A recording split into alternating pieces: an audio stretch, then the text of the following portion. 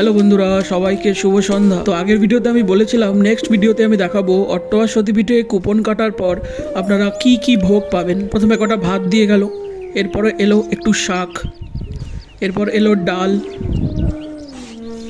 তারপর এলো পাঁচমিশালি একটা তরকারি যেখানে ডাঁটা, আলু, কুমড়ো, পেঁপে সবই ছিল, মানে সিজনাল সবজি ছাড়াও বাকি সমস্ত সবজিও ছিল। ওনারা ভাত নিয়ে আসবেন, আপনার যদি লাগে আবার নিতে পারেন। তো তারপরে চলে এলো ফুলকপির একটা সবজি, তারপরে এলো এক রকমের টক যেখানে মূলও ছিল।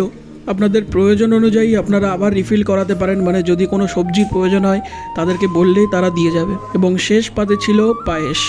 তো এই হলো প্রসাদ। এই সমস্ত প্রসাদ আপনি পাবেন এবং খাওয়ার পরে অবশ্যই পাতাটি গুটিয়ে যথাস্থানে ফেলে আসবেন এবং হাত ধুয়ে নেবেন। তারপরে আপনারা এদিক ওদিকে ঘুরতে পারেন। এখানে একটা পুকুরও আছে যেখানে চাইলে আপনি মাছের খাবার দিতে পারেন। পঞ্চমুণ্ডির আসন আছে এবং এখানে আরেকটা মায়ের মন্দির আছে, সেটা আপনারা দর্শন করতে পারেন।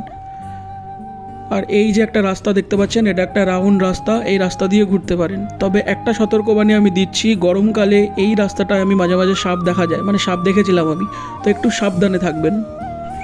এখানে স্পেশাল একটা বাস পাওয়া যায় যেটা সতীপীঠ থেকে কাটোয়া, কাটোয়া থেকে সতীপীঠ আসে, সেটার ডিটেলস আমি আপনাদের পরবর্তী ভিডিওতে দেবো। এই ভিডিওটি এত ধৈর্য ধরে দেখার জন্য আপনাদের অসংখ্য ধন্যবাদ। ভালো থাকবেন।